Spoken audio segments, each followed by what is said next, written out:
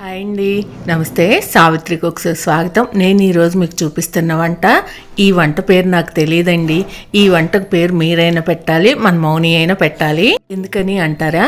ఈ వంట నేను ఎవరి దగ్గర నేర్చుకోలేదు, ఎక్కడ చూడలేదు. నాకై నేను ట్రై చేశాను కాబట్టి ఈ వంటకు పేరు అయితే నాకు తెలీదు. ఈ వంటలో ఏముంటాయంటే స్వీట్ కార్న్, వెజిటబుల్స్ ఉంటాయి. ఇంక ఇప్పుడు ఇది నేను ఎలా చేస్తానో చేసి చూపిస్తాను. మీరు కూడా చూసి తప్పకుండా ట్రై చేయండి. వీడియో నచ్చితే మాత్రం తప్పకుండా లైక్ చేసి సపోర్ట్ చేయండి.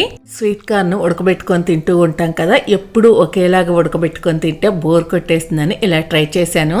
ఇంక ఇప్పుడు ఎలా చేసుకోవాలో చూద్దాం. స్టవ్ వెలిగించుకొని కడాయి పెట్టేసుకొని ఒక్క 1/2 టేబుల్ స్పూన్ వరకు నెయ్యి వేసుకోండి. నెయ్యి లేకపోతే ఆయిల్ అయినా వేసుకోవచ్చు. ఇంక ఇక్కడ నేను ఒక పెద్ద ఉల్లిపాయ తీసుకొని, మరీ పెద్దవి కాకుండా మీడియం సైజ్ ముక్కలుగా కట్ చేసి ఇలా రేకులుగా విడదీసి వేసాను. ఇలా వేసుకుంటే బాగుంటుంది. ఒక మీడియం సైజ్ క్యాప్సికమ్ తీసుకొని ఈ మాత్రం సైజు ముక్కలుగా కట్ చేసి వేసుకోవాలి. ఒక చిన్న బీట్రూట్ తీసుకొని ఇలా చెక్కు తీసేసుకొని ఇలా చిన్న ముక్కలుగా పలచగా కట్ చేసుకుంటే మనకు త్వరగా ఉడికిపోతాయి. ఇంక ఇక్కడ చూపిస్తున్నాను చూడండి, ఇలా పలచగా కట్ చేసుకోండి. 2 పచ్చిమిర్చీలు తీసుకొని మరీ ఘాటువి కాకుండా ఈ మాత్రం సైజు ముక్కలుగా కట్ చేసి వేసుకోవాలి. అలాగే ఒక చిన్న క్యారెట్ కూడా తీసుకొని ఇలా పలచగానే ఇవి కూడా ముక్కలుగా కట్ చేసి వేసుకోవాలి. ఇంక ఇక్కడ చూపిస్తున్నాను చూసారా, అలా కట్ చేసుకోండి. అలాగే ఒక పెద్ద టమాటాని ఈ సైజు ముక్కలుగా కట్ చేసి వేసుకోవాలి. అలాగే 2 రెమ్మల కరివేపాకు. ఇంక ఇక్కడ నేను వేసిన వెజిటబుల్స్ ఏవైనా సరే మీకు ఇష్టం లేనివి ఉంటే వదిలేసినా పర్వాలేదు. ఇంక ఇక్కడ చూసారు కదా, ఇంక ఈ కప్పుతో 1 కప్పు స్వీట్ కార్న్ తీసుకున్నాను. స్వీట్ కార్న్ కూడా వేసేసుకొని రుచికి సరిపడా ఉప్పు, అలాగే ఒక చిటికెడు పసుపు వేసుకోవాలి. ఈ వంట అయితే మాత్రం చక్కగా ఎవరైనా తినొచ్చు. డైటింగ్ చేసేవాళ్ళైనా, పిల్లలైనా, పెద్దవాళ్ళైనా, ఎవరైనా సరే. ఇంక ఇప్పుడు ఇవన్నీ వేసిన తర్వాత అన్నీ కూడా ఒక్కసారి ఇలా కలిపేసుకోండి.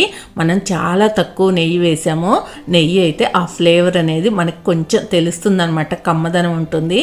ఇంక ఇప్పుడు ఇలా ఒకసారి కలిపాం కదా, ఇందులోనే కొంచెం కొత్తిమీర కూడా వేసేసుకొని మళ్ళీ ఒక్కసారి బాగా కలిపేసుకొని మూత పెట్టి స్టవ్ మీడియం ఫ్లేమ్లో పెట్టేసి ఒక్క 2-3 నిమిషాల పాటు అలా మగ్గనివ్వాలి.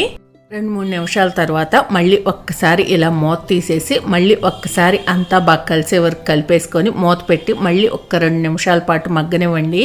ఇందులో మనం ఏ మాత్రం వాటర్ వేయాల్సిన అవసరం లేకుండానే స్వీట్ కార్న్, వెజిటబుల్స్ అన్నీ కూడా చక్కగా మగ్గిపోతాయి. ఇంక చూసారా, 2 నిమిషాల తర్వాత చక్కగా మగ్గిపోయాయి కదా. ఇప్పుడు ఇందులో లాస్ట్లో 1/4 టేబుల్ స్పూన్ మిరియాల పొడి కూడా వేసేసుకొని కొంచెం మళ్ళీ కట్ చేసుకున్న కొత్తిమీర వేసుకొని అలాగే ఒక నిమ్మకాయని రసాన్ని పిండేసుకొని ఒకసారి బాగా కలిసే వరకు కలిపేసుకొని ఉప్పు కారాలు చూసుకోండి. ఏమైనా తక్కువ అనిపిస్తే వేసుకోండి.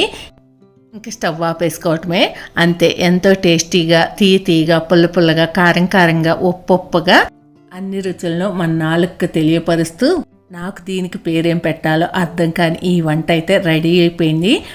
వేడిగా తింటే భలే బాగుంటుంది. ఇంక మా వారు నేను సాయంత్రం పూట భోంచేయమన్నమాట. ఇంక స్వీట్ కార్న్ వచ్చే సీజన్లో ఎక్కువగా తెస్తూ ఉంటారు. ఇంకా ప్రతిసారి అలా ఉడకబెట్టేసుకొని తినాలంటే బోర్ అనిపించేస్తుంది అనమాట. ఇంకా అందుకే ఒకసారి ఇలా ట్రై చేశాను. నాకైతే చాలా బాగా నచ్చింది. నాకే కాదు, మా వారికి కూడా బాగా నచ్చింది. మరి మీరు కూడా తప్పకుండా ట్రై చేయండి. మరి ఈ వంటకు నామకరణం మీరు చేస్తారో మౌని చేస్తుందో? మౌని చేస్తే టైటిల్లో చూస్తాను, మీరు చేస్తే కమెంట్లలో చూస్తాను. తప్పకుండా మీకు ఏం పేరు పెట్టాలనిపించిందో కమెంట్ చేయండి. మీకు ఈ వీడియో నచ్చితే ప్లీజ్ లైక్ చేయండి, ఫ్రెండ్స్కి షేర్ చేయండి. కొత్త వాళ్ళు ఎవరైనా చూస్తుంటే సబ్స్క్రైబ్ చేసుకోండి. Thank you for watching. Bye bye.